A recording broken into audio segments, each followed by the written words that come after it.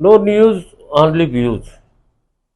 दोस्तों, महाकौशल का क्षेत्र वीरांगना रानी दुर्गावती के शौर्य और उनकी पराक्रम को लेके इतिहास में एक ऐसा अध्याय लिखती है। इस धरती पर ऐसी वीर महिला, एक वीर रानी का जन्म हुआ जिसने कि न सिर्फ मुगलों से युद्ध किया बल्कि यहाँ के क्षेत्र के विकास में भी अपनी एक अहम भूमिका निभाई। और रानी दुर्गावती को लेके अक्सर ये बातें उठती रही हैं कि उन पर एक फिल्म बनाई जाए, और अभी महाकौशल में फिल्म निर्माण की कुछ संभावनाएं जागी हैं। हमारे साथ हैं अनिल अग्रवाल जी, हम आपका स्वागत करते हैं। और अनिल जी, सबसे बड़ी चीज होती है एक ऐतिहासिक पात्र वीरांगना रानी दुर्गावती, इसको लेके अगर फिल्म बनाई जाए तो क्या चुनौतियां सामने आती सबसे पहले तो मैं आपके चैनल के दर्शकों को और आपको नमस्कार करता हूं और महारानी दुर्गावती को नमन करता हूं, सादर प्रणाम करता हूं। कोई भी ऐतिहासिक फिल्म जब बनाते हैं, हम नहीं कोई भी इस विधा में जाए तो ऐतिहासिक फिल्म बनाना अपने आप में एक बहुत ही चुनौती का कार्य होता है। वैसे तो फिल्म ही बनाना एक बड़ा चुनौती का काम है, है? लेकिन जब एक हम किसी ऐतिहासिक किरदार को उठाते हैं तो सबसे पहले तो उसके इतिहास से उसकी सत्यता की पुष्टि करना, घटनाओं की, उस समय की ड्रेसें, उस समय के हथियार, उस समय की क्या मुद्राएं थी, क्या लोगों के बीच बातचीत करने का ढंग था, भाषा सामाजिक सामंजस्य और उनकी भौगोलिक सीमाएं और किस प्रकार का रहन सहन। तो बहुत सारे चैलेंज होते हैं जब हम फिल्म का निर्माण करते हैं, तो हमें इन सारे पहलुओं पर ध्यान देना होता है। उस समय की सामाजिक स्थिति में महिला और पुरुषों के बीच किस प्रकार की समानता थी, किस प्रकार का भेदभाव था, ये भी देखना पड़ता है कि महिलाओं की भूमिका क्या थी उस।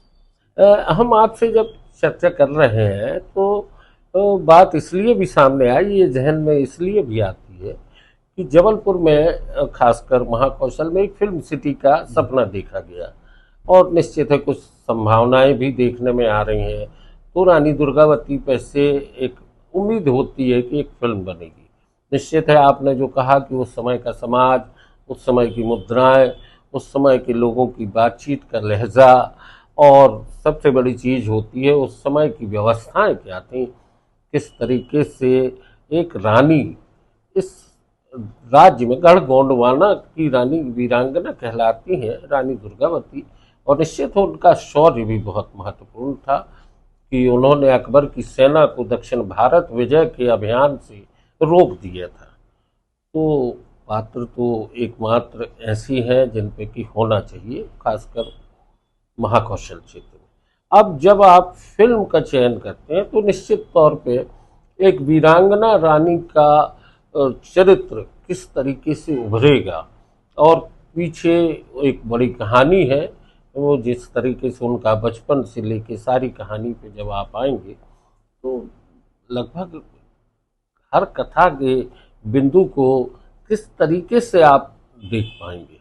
इतिहास में कहीं कुछ आपको ऐसे लेख या पुरातत्व में कुछ ऐसी मटेरियल आपके पास उपलब्ध हो तभी तो बनेगा। जी हाँ, पिछले वर्ष 28 सितंबर 2024 को जबलपुर संस्कृति परिषद के सहयोग से हम लोगों ने एक सेमिनार का आयोजन किया था, जिसमें जबलपुर शहर के और मध्य प्रदेश के कुछ विशेषज्ञों को बुलाया था जिनको रानी दुर्गावती पर विशेष जानकारियां थी, और उसी समय एक सोविनियर भी निकाली गई थी। उस दौरान हम लोगों को जानकारी मिली कि भाई दुर्गावती के शासनकाल में बहुत कुछ हुआ जो लोगों तक वो बातें नहीं पहुंच पाई। सबसे बड़ी कमी ये रही है कि ये जो बुंदेलखंड का हिस्सा है जहाँ रानी दुर्गावती का जन्म हुआ था, कालिंजर, जैसा कि आप लोग जानते होंगे सभी लोग, वहाँ पर आज भी रानी दुर्गावती को वो महत्व नहीं मिल रहा है जितना हम लोग अपने यहाँ जबलपुर में और सभी जगह दे रहे हैं। तो सबसे बड़ी कमी तो ये होती कि पहले हम अपने घर से मान सम्मान देने की बात शुरू करें, फिर मैं आपके विषय पे आता हूँ। और दुर्गावती जी के जो शासनकाल की बात है, तो वहाँ जो आप बात कर रहे हैं कि किस प्रकार से चरित्र हम उनको दिखाएंगे, तो निश्चित रूप से महारानी दुर्गावती योद्धा तो थी। अकबर की जो सेनाएं थी जिनके पास तोपखाने थे, उनको उन्होंने चुनौतियां दी थी। बाज बहादुर को 2 बार मार भगाया था, कभी आया नहीं वो बाज बहादुर लौट के। और इसके अलावा इस फिल्म में हम अकबर के किरदार की जो बातें लोगों के सामने नहीं आई, जो दूसरा पक्ष, वो भी लोगों के सामने आए। वीरांगना रानी दुर्गावती का जो एक पूरा व्यक्तित्व सामने आता है, जिस तरीके से अब किंवदंतियों में या लोक कथाओं में या कहें कि उस समय के कुछ गीत रचे गए, वो जो आदिवासी क्षेत्रों में गाए गए, उनको भी संरक्षित करने की जरूरत है। निश्चित तौर पे, क्योंकि हमें किसी भी समाज की संस्कृति इतिहास को जानना है तो उनकी लोक भाषाएं, लोक साहित्य, लोक रचनाओं को निश्चित रूप से संरक्षित करना होगा, पढ़ना होगा और आगे बढ़ाना होगा। अभी आपने एक बहुत अच्छी बात की कि उस समय का परिधान क्या पहनते थे, उस समय के आभूषण किस तरह के थे, इनके बारे में भी हम सब कहीं न कहीं अनजान हैं। एक तरह से देखा जाए तो इस तरीके का कोई इतिहास लिखा नहीं गया। खासकर हम आपको ये बात अफसोस के साथ कहें कि गढ़ गोंडवाना क्षेत्र में जो कुछ भी जानकारियां हैं वो अंग्रेजों के गजेटियर से या उसके बाद जो कुछ थोड़ी बहुत निकली है, रानी दुर्गावती को लेके उतनी गहराई से ना हमारे समय के लोगों ने कोई गंभीरता से उस पर अध्ययन किया। अब जैसे आपने एक और बड़ी बात की कि उनका जो राज था, जिस तरीके से उसकी सीमाएं क्या थी, इसके बारे में भी कई बार अलग अलग तरह के मत आते हैं। दुर्गावती जी के बारे में सबसे पहली बात मैं फिर दोहराना चाहूँगा कि उनको इतिहास में वो स्थान नहीं मिला जिसकी वो हकदार थी। देखिए, उनका जो शासनकाल था, जो साम्राज्य था, वो महाराष्ट्र के चंद्रपुर तक फैला हुआ था। और ये आपके जबलपुर के कटा गढ़ंगा जो आपका कहता है, मंडला से लेके बहुत लंबा इलाका था। और जब उनकी शादी के बाद वो रानी बनी, पति के खत्म होने के बाद, तो अपने देवर चंद्र साय को ही चंद्रपुर का शासक बनाया था। ये इनका जो साम्राज्य था बहुत बड़ा था। जैसे हम झांसी की रानी लक्ष्मीबाई की भी बात करते हैं, उनका इलाका एक झांसी तक ही सीमित था।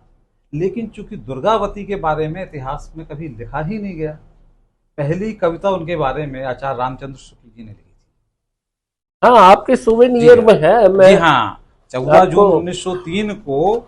और मेरे को नहीं लगता कि उसके बाद किसी ने दुर्गावती जी पर कोई ऐसा विशेष कभी कोई रचना की हुई है। दोस्तों, जिस तरीके से आचार्य रामचंद्र शुक्ल का जिक्र हुआ है, मैं आपको बता दूं कि सुवेनियर में रानी दुर्गावती की शौर्य गाथा, आई लखहु सब वीर कहावा, यह परत लखाड़ी, बिना समय यह रैनु रही आकाश उड़ाई, ये वन के मृग डरे सकल क्यों आवत भागी, यहाँ कहूँ हूँ लगी नहीं है देखहूँ आगी, यह दुंदुभि को शब्द सुनो यह भीषण कलरव, यह घोड़न की टाप शिलन पर गूंज रही अब, आज रुधिर हा एक बेर ही सोवत जान्यो, अबला शासक मान देश जीवन अनुमान्यो।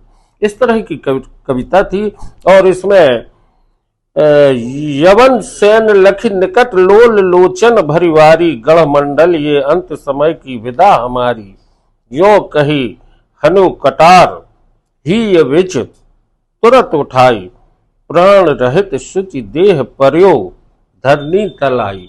यानी रानी ने जिस तरीके से अपने आत्म सम्मान को बचाए रखने के लिए अपनी ही कटार से आत्मोत्सर्ग कहें उस घटना को जिस तरीके से किया कि विदेशी सैनिक या जिस तरीके से कहें मुगल सैनिक उनकी देह को हाथ न लगा पाए, तो यह एक उनका संकल्प रहा। अनिल भाई, जिस तरीके से पूरा घटनाक्रम हम देखने में आ रहा है, तो निश्चित है रानी दुर्गावती पर फिल्म बनना होगी और बनेगी। आने वाले समय की चुनौतियों से आप भी निपटेंगे, कहानी बनेगी और एक इतिहास की एक बड़ी घटना वीरांगना रानी दुर्गावती की फिल्म के तौर पर देखने को मिलेगी। ऐसी संभावनाएं हैं। आपको बहुत बहुत शुभकामनाएं। धन्यवाद आपका। और आप सभी के सहयोग से निश्चित तौर पे रानी दुर्गावती जी के बियॉन्ड स्टूडियो के सहयोग से फिल्म बनेगी और हम सबके सामने आएगी। लेकिन ये फिल्म बनने में थोड़ा समय लगेगा, लोगों को धीरज रखना पड़ेगा थोड़ा। धन्यवाद, नमस्कार।